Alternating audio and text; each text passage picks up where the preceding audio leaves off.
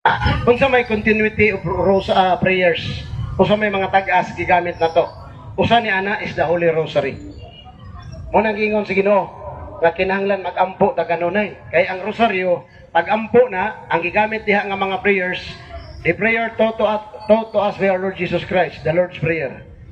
San Mateo 6:9-11. Ningon si Jesus, kung mag-ampo kamo ingna nini amahan namo nga naka sa langit, pagdaygon imong ngalan, mabot ka na mo imong gingarian, matuman yung pagbot risyuta mingos langit.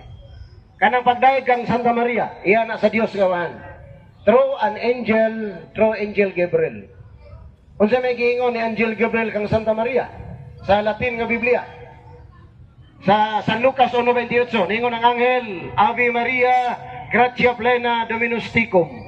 Benedicta tu in mulieribus et benedictus fructus ventris tui, Jesus. Unsa na sa Bisaya nga Biblia, ningon ang anghel sa Ginoo nga Santa Maria, Santa maghimaya ka Maria, napuno ka sa grasya. Ang Ginoong Dios na kanimo.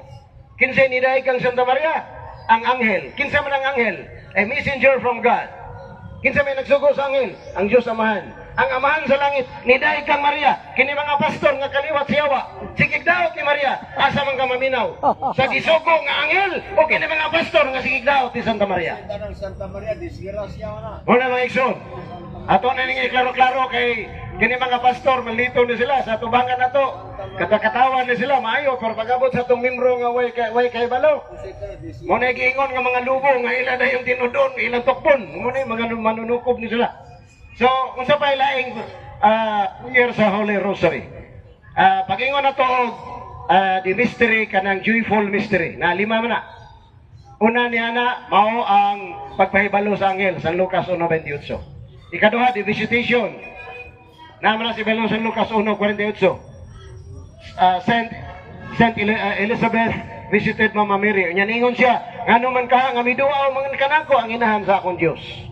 Muna kita ang Katoliko natay doktrina nga si Santa Maria inahan sa Dios. Pero kini mga pastor nga anak sa bitin, ang ilang daoton si Maria nga do kadili kuno inahan sa Dios.